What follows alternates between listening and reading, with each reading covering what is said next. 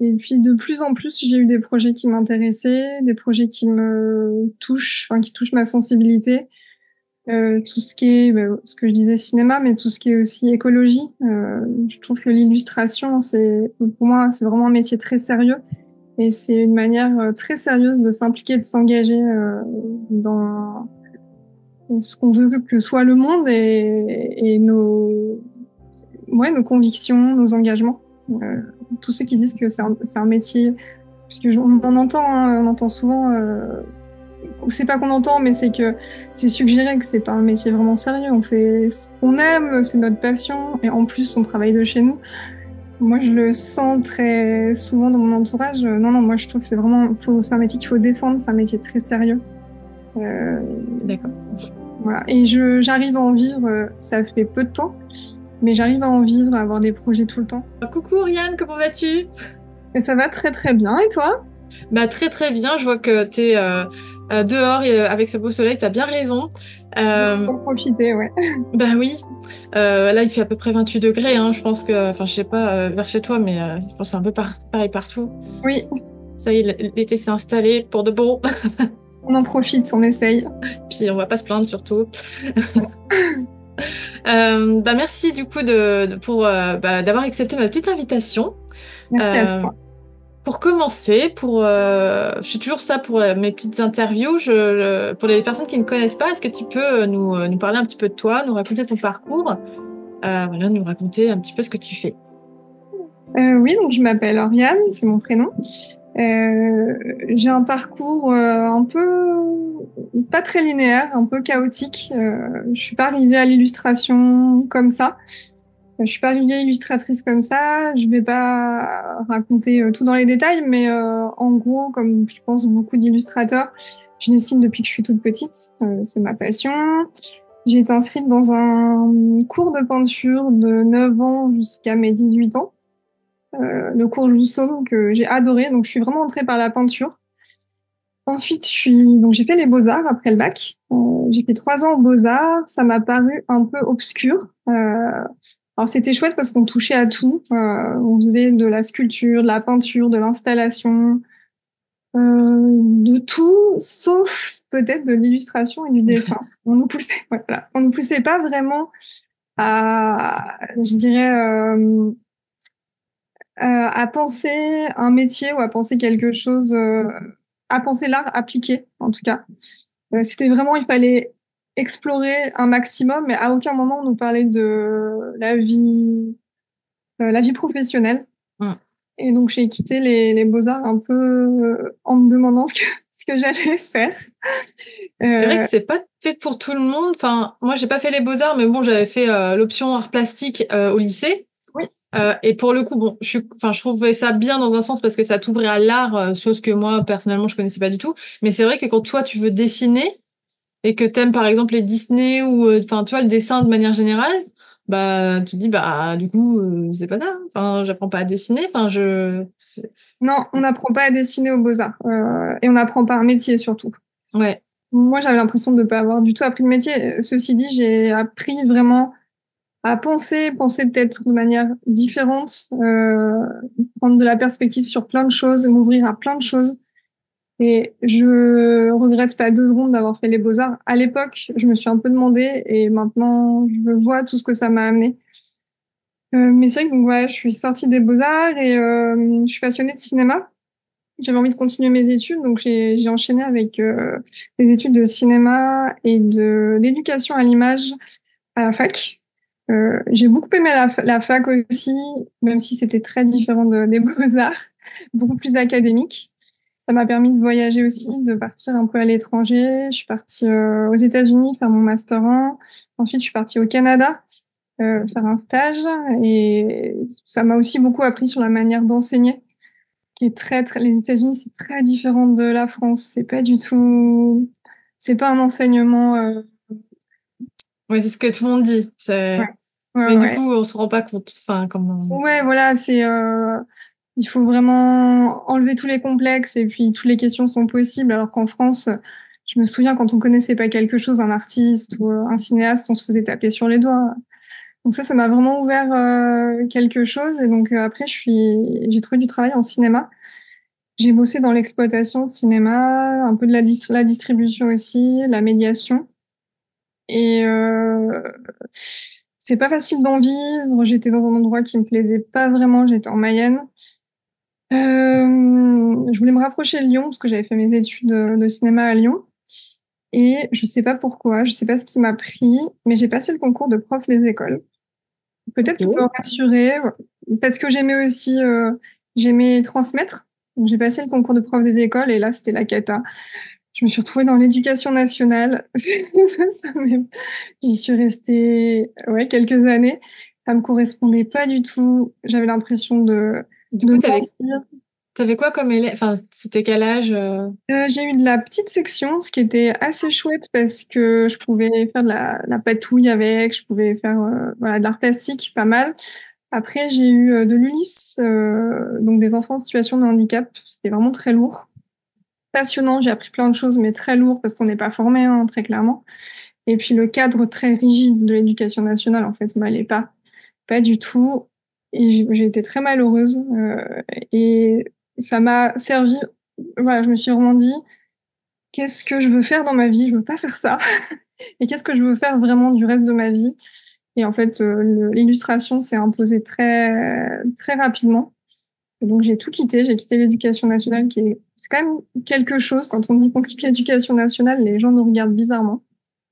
Et donc, j'ai tout quitté. C'est là que j'ai trouvé ta formation. Euh, Parce que j'avais besoin de me raccrocher à quelque chose. C'est pas facile de partir et puis partir comme ça et sans rien, sans filet, sans quelque chose à quoi se raccrocher. Donc, j'ai eu de la chance, en fait, que tu commences cette formation. Je pense que c'était la première fois que tu lançais la formation. C'était en 2021, juste après. 2020, ouais, j'ai lancé la première session en septembre 2020, Et ça devait être 2020, alors. puis dans le Covid. Oui, c'est ça. Bah, c'est ça. Ouais. Et vraiment, grâce à ça, j'ai pu me lancer. Euh, Parce que sinon, en fait, je savais pas par où commencer, par quel bout m'y prendre. Et puis, je me sentais aussi seule. J'avais une très bonne amie, en fait, ma meilleure amie, qui était déjà illustratrice.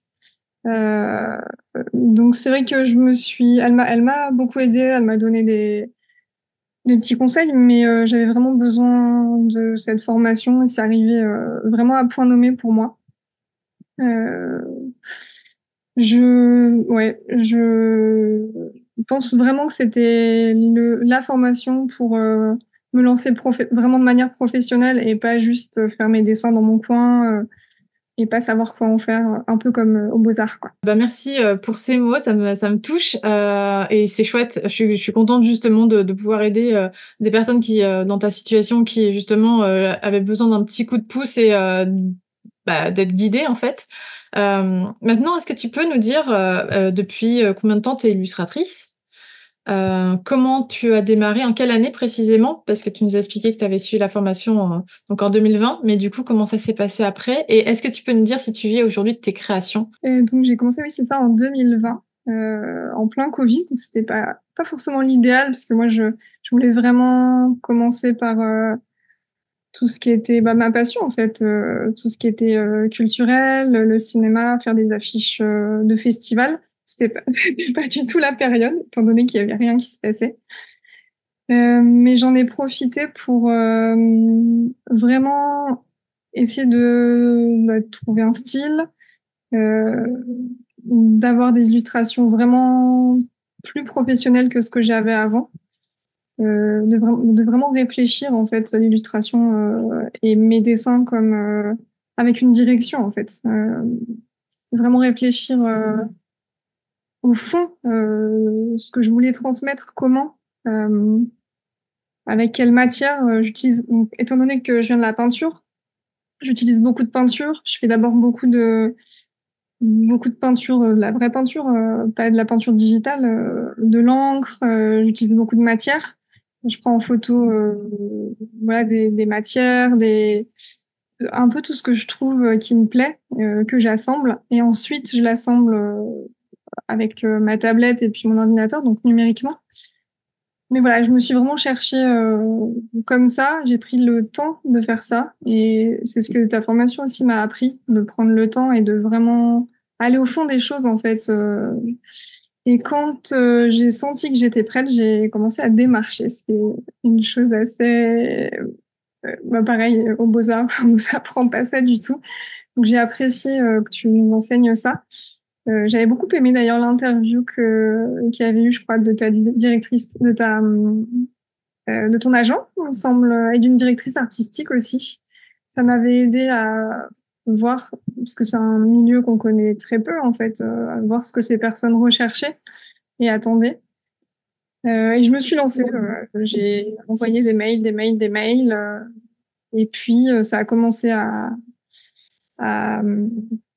j'ai commencé à avoir des mordre. ouais, à mordre, et j'ai vraiment osé en fait, comme ce que tu nous disais, parce que forcément il y a le sentiment d'imposture très très fort, et puis je l'avais déjà eu énormément quand j'étais instite, parce qu'on nous forme pas hein, en tant qu'instite.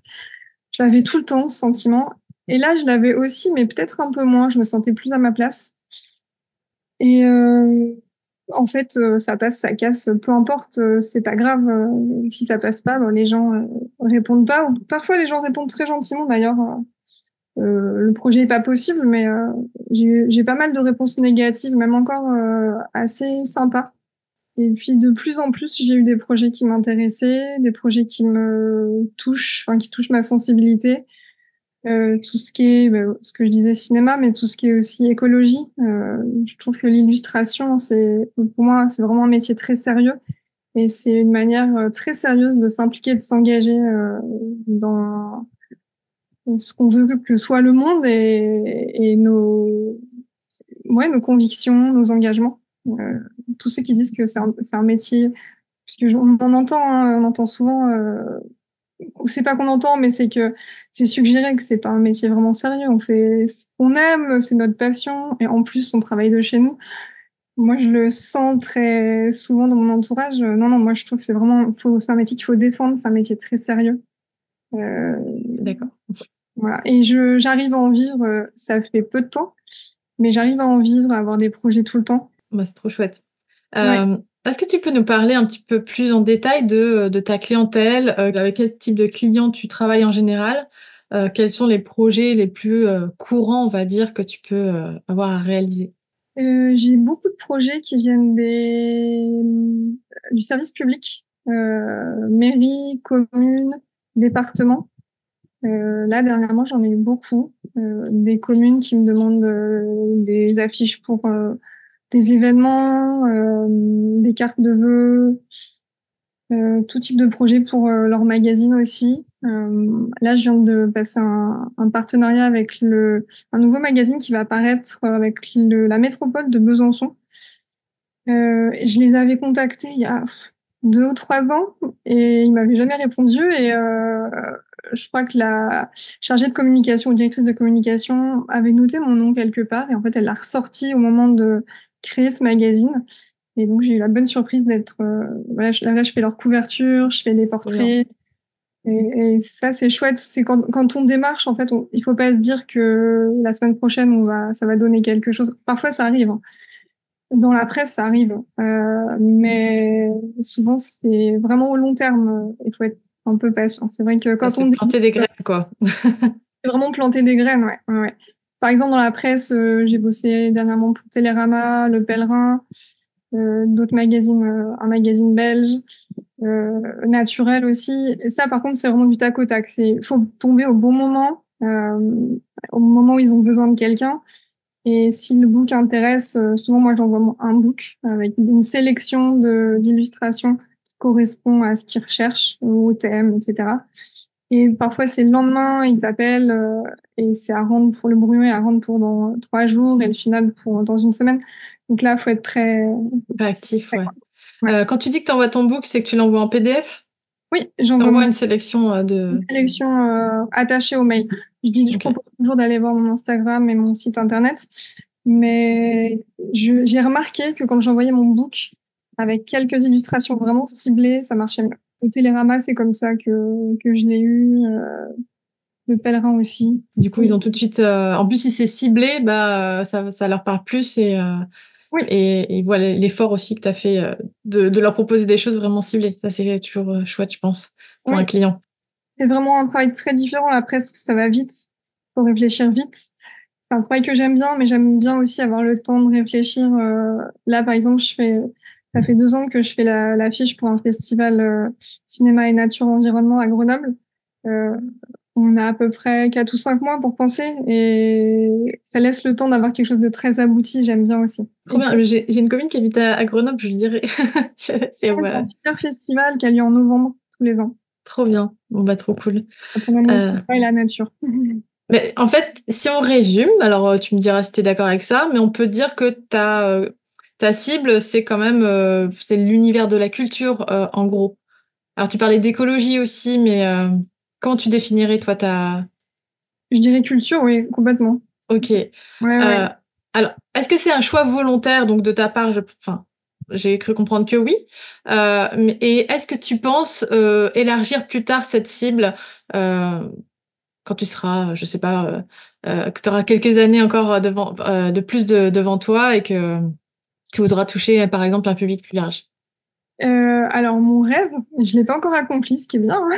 C'est bien d'avoir des rêves.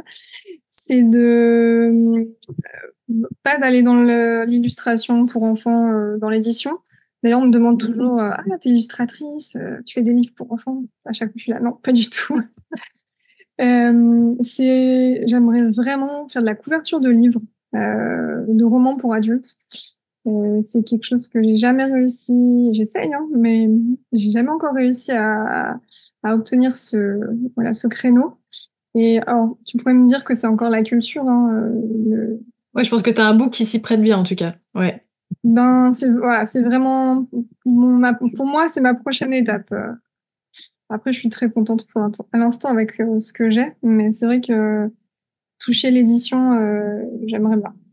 Et du coup, est-ce que tu penses à la publicité, par exemple faire du packaging, des choses comme ça? Est-ce que c'est un truc qui t'attire ou pas du tout? J'y ai jamais vraiment pensé, mais pourquoi pas? Pourquoi pas? C'est C'est pas vrai. fermé. Non, non, non, je suis pas fermée. Ben, quand on est illustrateur, il faut pas être fermé. À part, si, il faut être fermé à des projets euh, qui nous parlent pas ou politiquement qui vont pas aller. Ça m'est arrivé hein, d'avoir des propositions où politiquement le client, ça me correspond pas à voilà, à mes convictions, à mes valeurs. Donc ça, non, je trouve qu'il faut être intransigeant par rapport à ça. Mais sinon, non, pourquoi pas le packaging, selon évidemment aussi le produit à mettre en valeur. Du coup, peut-être je vais te donner des idées et peut-être que ça va germer, tu auras d'autres projets en tête après. Est-ce que tu peux nous parler un petit peu davantage de ta vie d'avant, quand tu étais donc dans l'éducation nationale, et nous expliquer si la vie que tu as aujourd'hui correspond aux attentes que tu avais par rapport à l'idée que tu t'en faisais quand tu étais dans cette vie qui ne te correspondait pas, comme tu nous l'as dit tout à l'heure. Euh, est-ce que ton activité aujourd'hui te permet d'être plus épanouie qu'avant? Alors, un grand oui. Ma vie d'avant, bah, en fait, c'était terrible. Je parlais à des gens, ils me demandaient ce que je faisais, je répondais que j'étais instite. Et je me disais, mais je leur mens, en fait, c'est n'importe quoi. Je suis pas du tout instite. Moi, je fais du dessin. Et vraiment, c'était pas du tout en cohérence C'est intéressant ça. avec ce que j'étais. J'étais vraiment très, très malheureuse. J'étais misérable, hein. Je sais pas comment j'ai pu tenir plusieurs années comme ça parce que ça me correspondait pas. Et ça n'a pas été facile parce que tout quitter un confort. En plus, l'éducation nationale, c'est l'assurance d'avoir un salaire tous les mois qui tombe, toujours le même, qui est pas extraordinaire, mais qui est quand même un salaire. Et puis d'avoir un métier jusqu'à la fin de sa vie, hein, et puis une retraite, donc qui est pas folle non plus, hein. Mais quand même, ça fait réfléchir. Forcément qu'on réfléchit. Euh, mais quand je suis partie, c'était un soulagement terrible. Enfin, un soulagement terrible, non, un soulagement, vraiment un soulagement, si bien que je fête toutes les veilles de rentrée encore le dimanche soir. Ah, c'est génial. Avec mon mari, on se dit, Je sais pas, je rentre pas à l'école. pas à l'école. Ouais, c'est Trop ça. bien. Après, Wow. heureusement que j'avais mon mari à cette époque pour me soutenir moralement, parce que c'est pas des transitions qui sont faciles. C'est quand même un gros saut vers l'inconnu.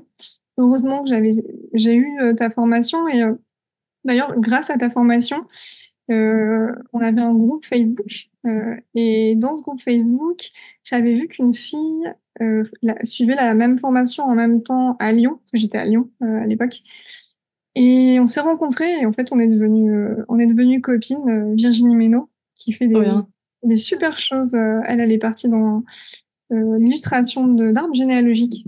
Rien à voir. Ah, Ouais, elle est j'adore. spécialisée là-dedans. Elle fait presque que ça. Elle fait d'autres choses aussi.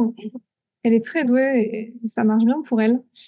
Et ça nous a permis aussi de voir qu'on n'était pas seuls, de suivre ta formation ensemble. Et puis après, de faire du télétravail, du coworking ensemble dans des cafés. Ça, c'était vraiment, vraiment chouette. Ça, c'est important, je trouve, de s'entourer. Moi, j'avais peur de la solitude, parce qu'on passe de l'éducation nationale, où quand on est dans une entreprise, on a plein de collègues, à quelque chose de plutôt solitaire. C'est sûr que c'est un métier solitaire parce qu'on travaille chez soi, mais ça doit être un métier en fait très riche de contacts sociaux. En fait, il y a plein de collectifs, il y a plein de manières en fait de se rencontrer, plein de manières de travailler ensemble. À Lyon, toutes les semaines, on se retrouve avec une copine, pareil pour travailler ensemble, s'échanger un peu nos tips, nos problèmes, se soutenir, se montrer aussi ce qu'on faisait. Ça, c'est important de pas rester seul avec ses questions, ses illustrations. Donc ça, c'est vraiment quelque chose que je trouve, j'incite en tout cas les autres illustrateurs à faire ça, à pas rester seul chez soi. Ouais. Les gens qui adorent être seuls et Moi, je sais que j'adore, mais par contre, ça n'empêche pas de contacter des gens en ligne, etc. voilà, Et de sortir, enfin, quand même, de chez soi. Je veux dire, voilà, bien sûr, il faut pas rester être en dans contact son... avec plein de gens quand même. Oui, J'imagine. Oui, oui. oui, oui. Et voilà. Et Après, moi, j'ai essayé, par exemple, d'aller bosser dans des cafés. C'est voilà, c'est pas trop mon truc parce que enfin, tu vois, le fait de ramener plein de choses et tout machin, je commence à bosser. En fait, t'as perdu 1 heure et puis après, j'ai un peu de mal à me concentrer. Enfin, j'ai l'impression que c'est pas forcément fait pour moi. Moi, j'aime bien être au calme pour travailler. Mais par contre, j'ai un chien, donc je me promène. Enfin, tu vois, ah oui, voilà, oui. je fais autre chose, mais c'est pas fait pour tout le monde. Mais Ça dépend, oui, ça dépend de chacun. Là, je suis à l'île Dorée. Je suis installée à l'île Dorée, donc c'est vrai que et j'ai une vie moins riche socialement, on va dire, que quand j'étais sur Lyon. Mais, il y a encore plein de gens autour de moi. Et en tout cas, c'était important pour moi. Il faut pas se dire que c'est un métier solitaire quand même. alors, du coup, j'avais envie qu'on parle un petit peu de ton expérience dans la formation. On va t'en a déjà un petit peu parlé. Pour ceux qui savent pas du tout de quoi on parle depuis tout à l'heure, on parle de ma formation illustration l'atelier, qui est une formation à destination des illustrateurs qui souhaitent développer et faire décoller leur activité dans l'illustration commerciale. Euh, T'as un petit peu répondu à cette question, mais je voudrais te demander où c'est que tu en étais plus précisément dans ton projet d'illustration avant de t'inscrire. Quel genre de questions tu te posais à ce moment-là? Est-ce que tu avais des blocages particuliers? Est-ce que tu peux nous parler de ça? Alors, aussi loin que je m'en souvienne, C'est vrai que ça euh, commence à faire. ouais, mais en fait, j'avais toutes les questions possibles et imaginables avant de commencer, pratiquement avant de commencer un métier de manière professionnelle. Franchement, je savais rien. C'est pas que je savais rien, mais je savais dessiner. C'est à peu près tout. J'aimais dessiner, et je savais que je voulais en faire mon métier. Je voyais comment ça se passait. Enfin, voilà, pour ma meilleure amie, je voyais comment ça se passait, mais je savais pas par quel bout m'y prendre. Et ça m'a vraiment permis de structurer ma manière de faire, en fait, de savoir par où commencer. Commencer par trouver mon style, essayer de comprendre aussi ce que j'aimais. Donc je suis allée voir beaucoup de choses, pas que des illustrateurs, mais des peintres, de la sculpture, de la photo. Ça m'a permis de comparer, de voir ce que j'aimais, quelle couleur j'aimais, pourquoi, quelle forme j'aimais, quelle texture, comment moi me l'approprier. donc tout ce qui était vraiment illustration. Puis après, ça m'a permis de me professionnaliser voilà, dans le démarchage, écouter tous ces professionnels qui parlaient du milieu que je connaissais pas, en fait, le milieu digital, je connaissais pas. Et puis aussi d'avoir une communauté. Donc il y avait cette personne cette copine que j'ai rencontrée, mais plein d'autres en fait. Je me souviens qu'on on se partageait nos petites trouvailles. En tout cas, il y avait des challenges, on se partageait nos illustrations. Il y en a qui conseillaient des choses. Et en tout cas, j'ai trouvé que la communauté faisait qu'on avançait ensemble et qu'on voyait aussi les progrès des autres. Euh, c'est vraiment ce qui m'a permis ça a été un pied enfin, on dit une Oui. manière de Un me pouce, lancer. enfin, oui, j'ai pas le mot non plus là qui me vient, mais ouais. Et, voilà. Voilà. Et sinon, voilà, les questions que je me posais avant, c'était, je pense un peu comme tout le monde, c'est comment décrocher des contrats professionnels. Et j'ai trouvé ma réponse avec cette formation. Bah justement, j'allais te demander, est-ce que tu as rencontré des problèmes particuliers au démarrage de ton activité? Avant justement que tu trouves tes premiers clients, est-ce que tu avais des problèmes vraiment précis, particuliers? Et si oui, quelles solutions tu as réussi à mettre en place pour les contourner? Mais comme je te disais, c'était un peu particulier, parce que c'était le Covid. Oui, c'est vrai. Donc j'ai eu pas mal de refus, mais juste parce que tout était en stand-by. Euh, Au fur et à mesure, en fait, j'ai précisé mes devis, parce qu'au départ, mes devis étaient très larges, et préciser des choses, ou plutôt ne préciser rien du tout, ce qui fait que bah, je me faisais un peu bouffer. Et plus ça a été, plus j'ai mis des conditions, en fait. Ce qui fait que enfin, j'ai pu définir du temps, un certain temps pour mes illustrations. Parce qu'au départ, en fait, on n'a pas idée de combien de temps ça peut prendre.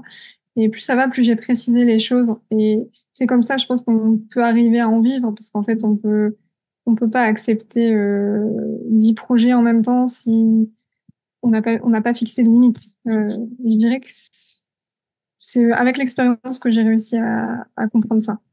Ouais, à force, tu as réussi à savoir combien te prenait, par exemple, une illustration avec un paysage, combien te prenait, je sais pas moi, des personnages. Je sais pas si tu fais beaucoup de personnages d'ailleurs, mais ouais, à force, tu as réussi à mieux comprendre et du coup, ça te permet aussi, par rapport au devis, de mieux les définir, j'imagine. Oui, et puis de définir aussi le nombre de modifications à chaque étape. Parce que ça, c'est pareil, c'est un gros piège. Oui, oui, oui. Le piège, c'est de ne pas définir ça et du coup, c'est sans fin. Donc attention, les amis. Est-ce qu'il y a des choses que tu n'as pas envie de dessiner ou avec lesquelles tu es moins à l'aise? Et si oui, comment est-ce que tu parviens à surmonter le problème? Je l'ai eu dernièrement pour une affiche de festival d'un film de cinéma où on m'a demandé de dessiner beaucoup de d'immeubles, enfin pas d'immeubles, de maisons, en tout cas de construction, d'architecture plutôt. D'architecture et pas une architecture inventée, pas des choses inventées, des choses réelles. Je faisais plus avant dans l'imaginaire, donc c'est moi qui faisais mon truc et voilà. Et là, on m'a demandé de représenter un certain village, certaines maisons. Et ça m'a posé quand même un peu de soucis. C'était pas si facile que ça. Surtout d'après photo, quand on n'est pas sur le lieu. J'ai pas trouvé que c'était simple du tout. J'ai passé énormément de temps. J'ai repris quelques cours sur l'architecture.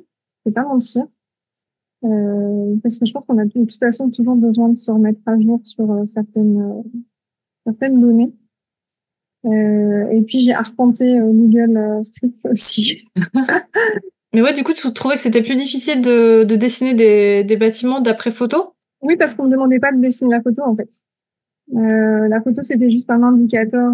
Mais après, tu peux partir, tu peux peut-être trouver d'autres photos sur le net ou alors à moins que ce soit pas des trucs hyper connus et que... Je sais pas que je suis allée sur Google Street.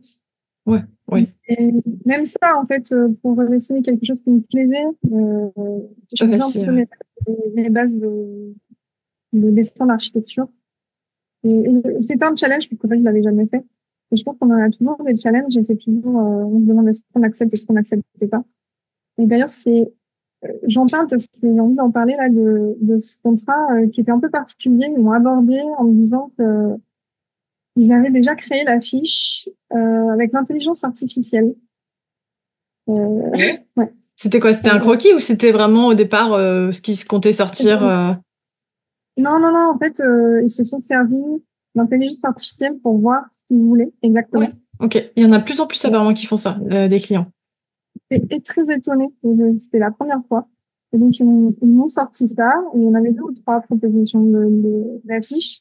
Et ils m'ont dit, voilà, on voudrait notre village, mais avec ce point de vue.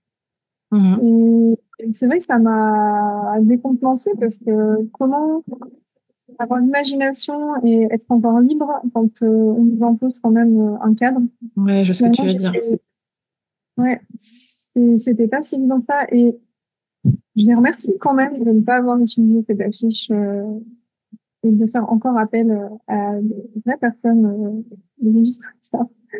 Ouais, ça n'a pas été un projet facile. Je suis contente du résultat quand même, mais c'était un challenge pour moi.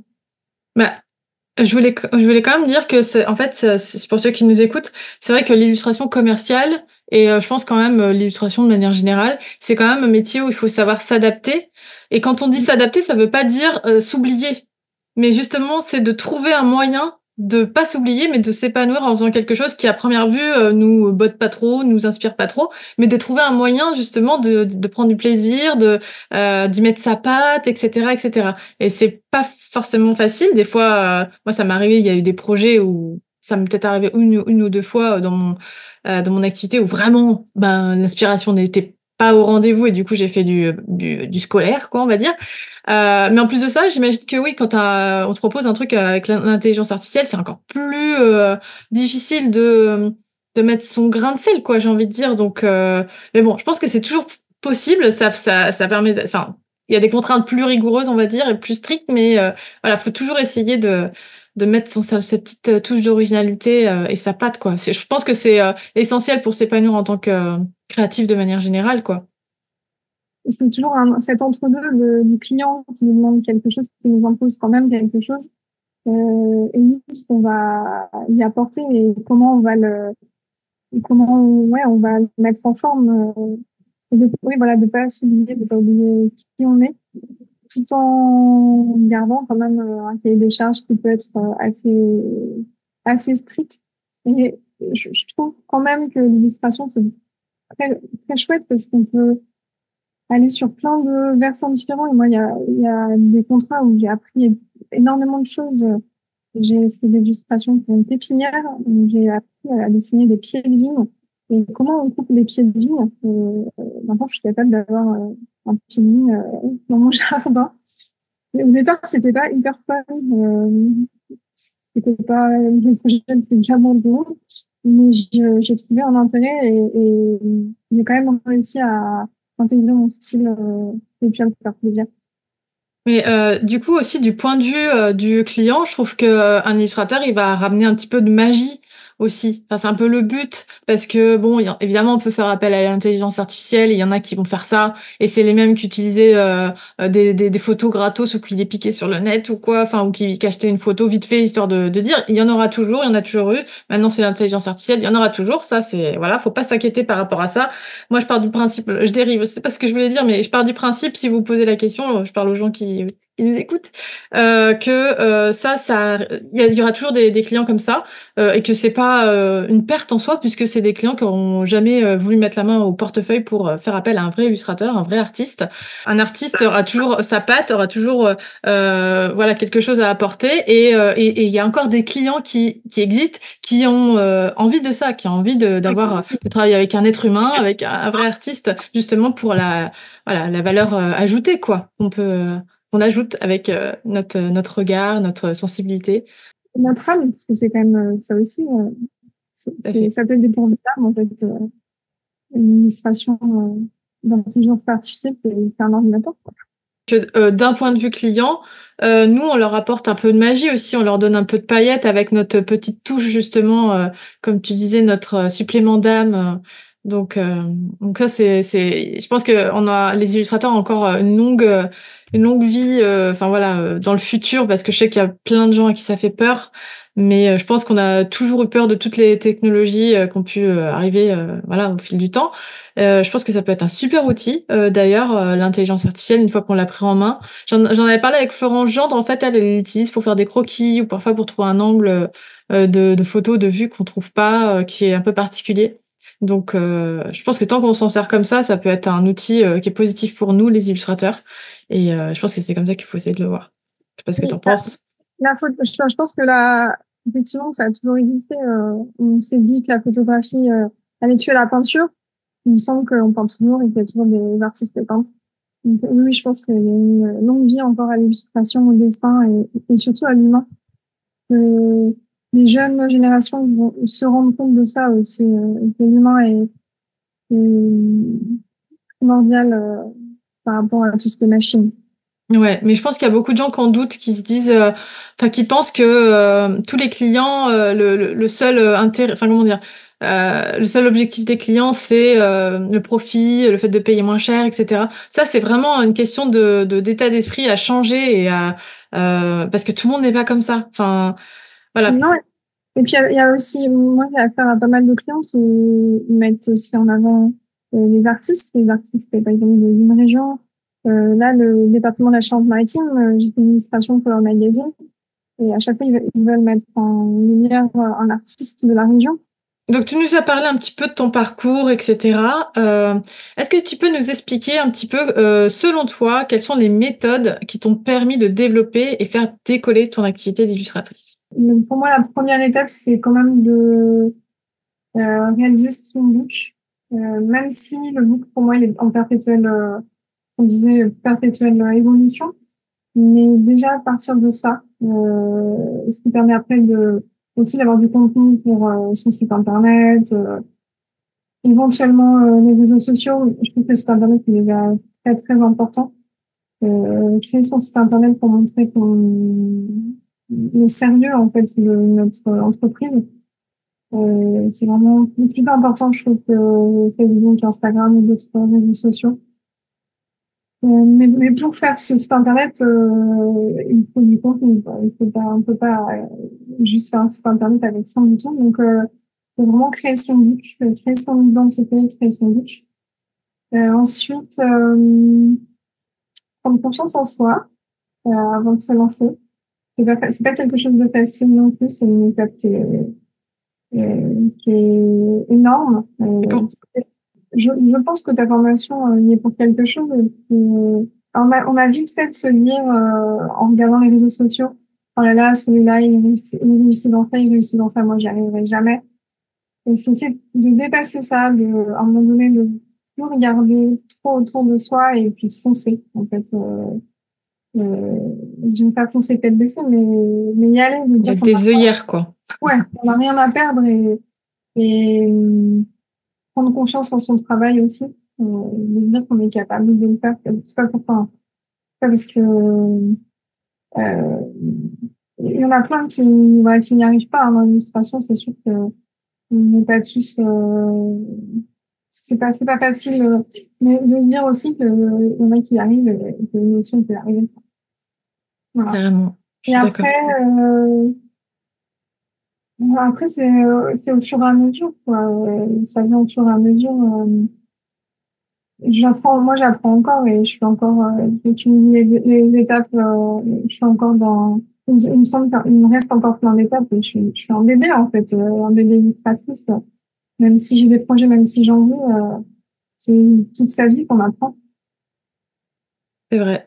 Mais je sais pas ce que t'en penses, mais là, pour préparer un épisode de podcast, je reparcourais vraiment mon parcours de mes débuts et je me suis rendu compte que les 2, 3 premières années, j'avais fait un gap énorme en termes de dessin parce que justement, le fait de se professionnaliser, comme tu disais tout à l'heure, le fait de vraiment prendre son activité au sérieux, bah, ça permet de progresser énormément, je trouve. Oui, c'est une activité à temps plein en fait. Et c'est vrai que ces premières années, je pense, sont charnières. Et puis aussi, dans la confiance en soi, quand on commence à avoir des contrats, on se dit, ah, en fait, eux aussi, ils me prennent au sérieux. Et alors là, ça peut vite, moi, ça me fait toujours des petites étoiles dans le ventre, d'excitation et en même temps de peur, quoi, de me dire, oh là là, il m'a répondu, j'ai signé un devis, maintenant, il faut que je me mette au temps, il faut que je travaille, je vais y arriver pratiquement à chaque fois, je me dis ça. Et je pense que presque toute sa vie, on se le dit, j'en sais rien, peut-être pas, hein, peut-être qu'il y a des gens qui ont beaucoup plus confiance en eux, mais, oui, c'est vrai que les premières années, il y a beaucoup de choses qui se mettent en place et il y a aussi beaucoup de peur qui se dégage quand même. J'ai moins peur que les... Mais du coup, c'est vrai qu'au début, il faut faire un petit peu semblant de pas avoir peur et avancer quand même. Et Oui, et surtout quand sur le devis ou la facture, on marque numéro 2. Là, on se dit, là, ah ouais, mais faut peut-être mentir, trouver un autre numéro, je sais pas, avec, je sais pas. Ouais, mais je pense que j'ai dû faire ça aussi, je me rappelle plus, mais oui, ouais, ouais. on l'a Bah, tous fait.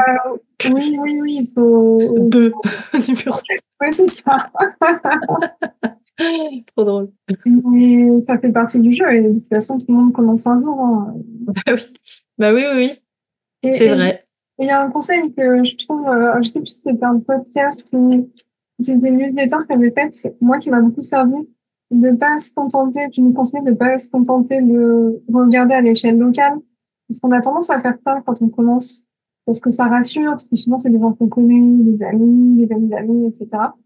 Il y a des gens qu'on peut rencontrer. En fait, non, il faut voir large, surtout quand on parle anglais, en fait, on peut toquer à toutes les portes et souvent, les plus beaux contrats, c'est pas ceux qui sont à côté de chez soi, hein. Même s'il y en a qui sont Clairement. super à côté de chez soi.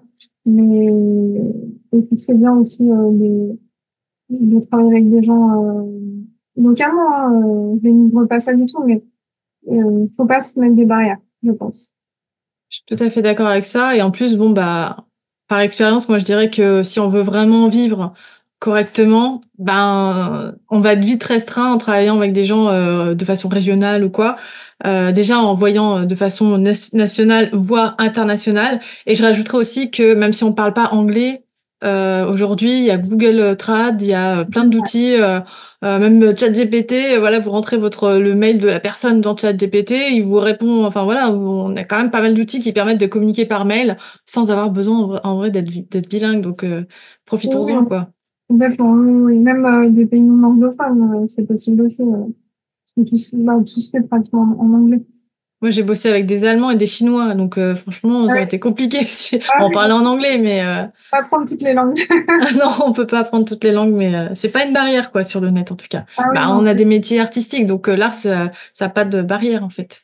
Donc c'est ça qui est C'est chouette. une chance, Internet, parce que je me demande comment vous avez des illustrateurs avant, en fait. Bah, je te conseille d'écouter l'épisode avec Florence Gendre, qui est pas encore sorti, c'est l'épisode 90, je crois, et il est pas encore sorti, mais il va bientôt sortir. C'est une illustratrice qui a commencé à travailler dans l'illustration dans les années 90. Donc, elle sait. Et c'est hyper intéressant, justement. Ah oui, j'imagine. Pas spoiler. Est-ce que tu peux nous parler du projet le plus fou que tu aies eu l'occasion de réaliser, le plus fou, le plus chouette, voilà, un projet qui t'a marqué? Je peux en dire deux. Ah, ouais. Le plus fou, parce que je m'y attendais pas et que c'était un peu un rêve, c'était d'illustrer pour Télérama. Mais oui, trop Il y chouette. a 2 ans maintenant. Et je me suis, j'avais, j'avais envoyé une boucle comme ça. Alors, ça faisait la troisième fois que je l'envoyais quand même. Mais en me disant, ça marchera jamais. Et puis, la directrice artistique m'a appelé un mercredi et là, moi, j'ai eu un bug. Je me dis, c'est pas possible.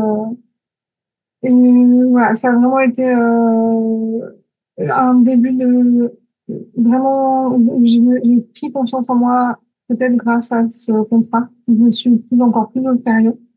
Et je me suis dit, en fait, tu peux y arriver. Et j'ai pas abandonné. Parce que la tentation, elle est toujours forte, hein, d'abandonner, de dire, il y a des mois où c'est pas facile, hein, de dire, là, ce mois-ci, j'ai pas eu grand-chose, rien du tout, hein, ça m'est arrivé. j'arrête. Mais non, là, c'est vraiment, je me suis dit, en fait, c'est ça que je vais faire toute ma vie. Peut-être pas, hein, peut-être que ce sera pas toute ma vie, mais en tout cas, un bon moment. Et le projet dans lequel je suis le plus épanouie et le plus éclatée, c'est donc ce festival cinéma nature et environnement qui a eu lieu l'année dernière. Et puis là, donc, je suis en train de travailler sur l'affiche pour cette année. Pour plein de raisons, parce que ça regroupait, ça regroupait ma passion du cinéma, mon engagement pour l'écologie, que l'équipe est hyper sympa, que ça s'est très bien passé avec la personne avec qui je travaillais, hyper fluide, et j'ai vraiment été contente du résultat, et c'est très, très épanouissant et très valorisant d'aller au festival et puis de voir l'affiche en grand Bah sur ouais. le cinéma. Alors là, je me suis dit, mais la peine du monde et tout ce que j'ai mis derrière moi juste pour cet instant, en fait. Et j'espère aller à celui de novembre prochain pour vivre la même chose. Ouais, bah ouais, tu m'étonnes. Ça, c'est toujours un peu la consécration de voir son illustration en grand dans un endroit public que tout le monde va voir. C'est toujours hyper chouette. Je voulais pas t'arrêter, mais je voulais juste rebondir sur ce que tu disais par rapport à Télérama. Tu disais que tu avais envoyé plusieurs fois ton book. Oui. Est-ce que tu peux nous dire à quelle fréquence tu leur as envoyé ton book? En général, j'essaye de. Alors, tant qu'on m'a pas répondu, je considère que on n'a pas forcément lu, donc on n'a pas pris en considération mon mail. Je renvoie à peu près tous les 6 mois. Ok. Pour faire coucou, je suis libre pour un projet avec vous, j'aimerais vraiment travailler avec vous. Sans jamais agresser, hein, sans jamais, mais juste pour réitérer mon envie très forte de travailler avec des personnes. Donc, généralement, ça fait la troisième fois. C'est pas rare que je me contacte 3 fois et que au bout de la troisième fois ou de la deuxième fois, pas répondre. Souvent, je vais pas trop au-delà de 3, 4 fois parce que je vais pas non plus harceler les gens. Ok. Et, parfois, le mail passe dans les spams, parfois le mail est pas au bon moment, je sais pas, un vendredi soir avant le week-end ou un lundi matin pendant le rush. En général, j'essaye de pas envoyer ni le vendredi ni le lundi pour ces raisons-là. Donc ça, c'est des choses que j'ai appris Mm. après. Mais voilà, en général, j'insiste quand même un peu et parfois ça paye quand on insiste un peu. Et parfois, il y a des gens qui me répondent, je suis vraiment désolée, je réponds super tard. C'est mignon. Enfin, c'est gentil quand ils répondent au moins. Ouais, ouais. Et puis si ça répond pas, ben, ça répond pas, c'est pas grave, hein. Je leur aurais écrit 3 mails et puis c'est tout. Mais après, je trouve que c'est pas non plus un rythme. Enfin, tu vois, tous les 6 mois, ça va. Je pense qu'ils envoient tellement les directeurs artistiques qu'ils ont le temps d'oublier. Mais du coup, ce que je voulais dire aussi, parce que ça m'a fait penser à ça en t'écoutant, c'est que parfois, on est juste là au bon moment, voilà, au moment où mince, un illustrateur vient de les planter, ou ah Mm. mince, il y a un nouveau sujet qui vient d'arriver sur la table, et là toi t'arrives avec ton truc, t'es là, bon ok viens. Et moi je sais que j'ai eu des projets comme ça un petit peu par hasard au début, dans des magazines où voilà, où je crois qu'une des premières missions dans d'illustration pour un magazine c'était un peu ça. Et après aussi avec mon agent Collagène quand je suis arrivée dans l'agence, au début j'avais que les projets d'illustratrices qui avaient dit non. Et au début, voilà, je reprenais un petit peu ce qu'on voulait bien me donner, quoi. Puis petit à petit, voilà, j'ai fait mon chemin, mais parfois, ça commence comme ça, quoi. Donc, Ah oui, il faut savoir, y a hein, peu de chance. ça peut être un heureux hasard et par contre, on peut tomber aussi au mauvais moment. Mm. Oui, voilà. Donc, il faut pas se vexer, il faut être, s'adapter, et puis voilà. Et puis parfois, la chance peut vous sourire aussi comme ça, et après, vous vous embarquez dans une aventure dans l'illustration. C'est ça. Et après, c'est vrai qu'avoir un agent, ça a l'avantage de ne pas être toujours dans ce démarchage, que c'est quand même, ça peut être fastidieux, hein. Et puis, il faut toujours s'y tenir, parce que parfois, on est à fond dans ces projets et il faut quand même penser à après, en fait. Mm. J'essaie toujours dans la semaine de m'octroyer au moins 2 ou 3 heures juste pour ça. Ouais, je suis d'accord, mais c'est vrai que ouais, on n'a pas toujours le temps, puis c'est pas le truc le plus agréable à faire, mais effectivement, c'est un peu comme une roue, c'est-à-dire que moi je vois ça comme ça, si tant qu'on l'alimente un petit peu, on met un peu voilà, ça continue à tourner, mais le jour où on arrête, bah ça se grippe et au bout d'un moment ben même si on a des commandes régulièrement, au bout d'un moment ça se tarit quoi, enfin forcément. Donc c'est bien de toujours alimenter je sais pas comment, j'ai plus d'images là en tête. Oui, oui, oui, Parce qu'on a compris. j'ai bien compris, oui, ouais. Et même si plus on a de projets, plus ça amène des projets, parce qu'on est forcément, il y a du bouche à oreille qui fonctionne, et puis on est de plus en plus visible aussi.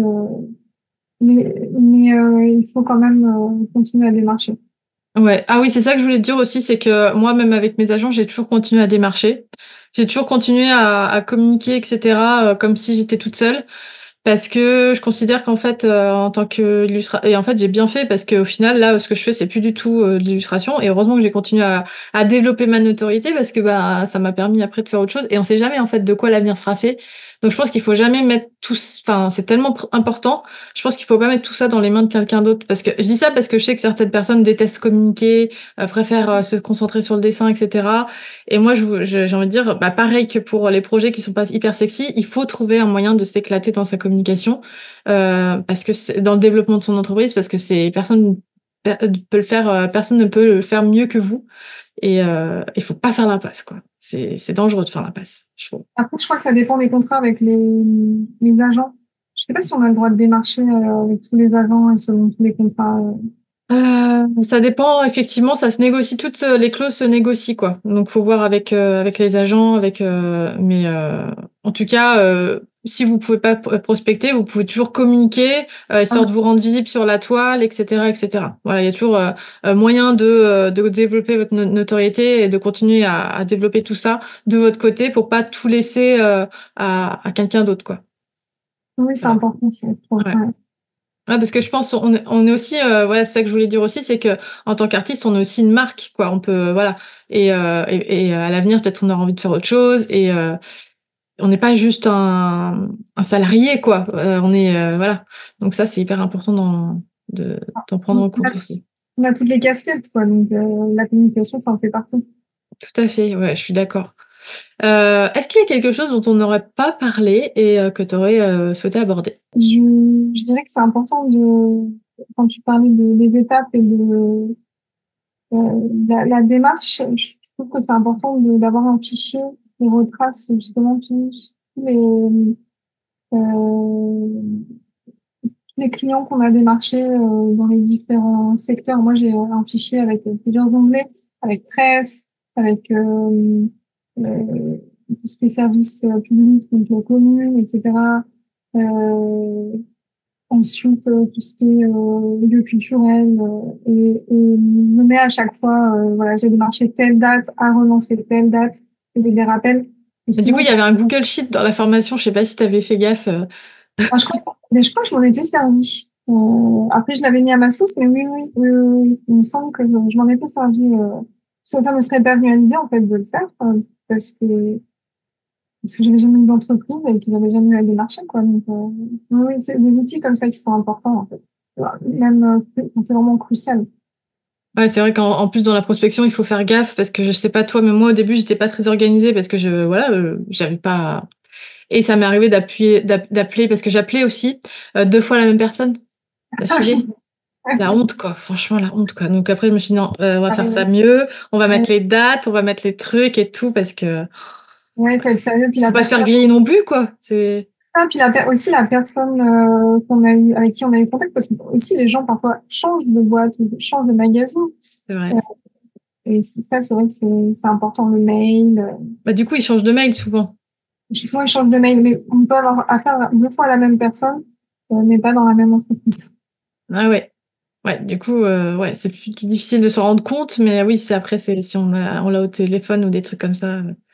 C'est l'organisation, tout ça. Ah oui, clairement. Est-ce que tu as des projets à venir, là, des choses que tu voudrais nous partager? Et là, je suis sur 3 choses. Je suis sur ce festival dont je parlais.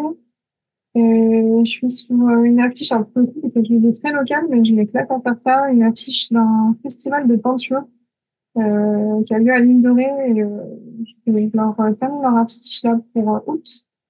Et puis, ce partenariat avec le nouveau magazine de la métropole de Besançon. En général, j'essaye d'avoir 3 projets en même temps. Euh, Ok. et ça roule comme ça. J'ai du mal à m'en sortir à plus de 3. Euh, c'est déjà 3, c'est déjà pas mal. Ouais, c'est un bon équilibre. Enfin, c'est ton équilibre que tu t'es.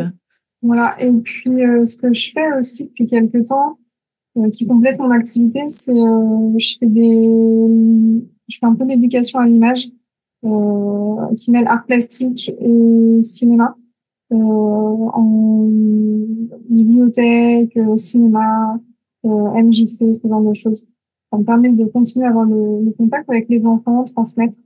Le statut artiste-auteur permet ça, donc j'essaie de faire ça un peu là cet été. J'ai pas mal de dates. Donc je fais du cyanotype, je fais pas de tout ce qui est linogravure et du cinéma d'animation. Voilà. Trop bien. Bah ouais, c'est cool du coup que tu aies gardé quand même un pied dans la transmission, justement. Ouais, j'essaie. Ouais. Bon, bah écoute, c'était hyper intéressant tout ça, toute cette petite discussion.